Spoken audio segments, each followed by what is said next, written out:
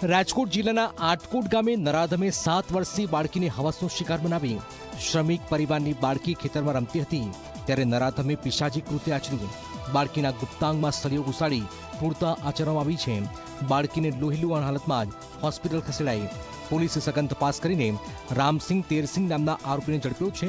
આરોપીએ દુષ્કર્મનો પ્રયાસ કર્યો હતો પરંતુ નિષ્ફળ જતા જ હથિયારનો ઉપયોગ કર્યો હોવાનો ખુલાસો થયો।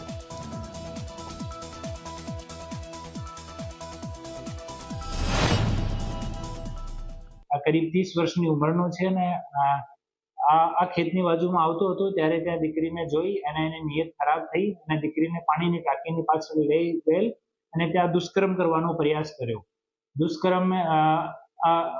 દુષ્કર્મના નિષ્ફળ થતા અને થોડો ગુસ્સો આવ્યો અને ત્યાં એક સરિયો કરીબ 1 ફીટનો એક સરિયો હતો। આ સરિયાથી બચ્ચીના પ્રાઇવેટ પાર્ટમાં ઇન્જરી કરી એવું કબૂલ કરી છે। આરોપીને હાલ ડિટેન કરવામાં આવ્યો છે અને આગળની પૂછપરછ આરોપીથી ચાલુ છે।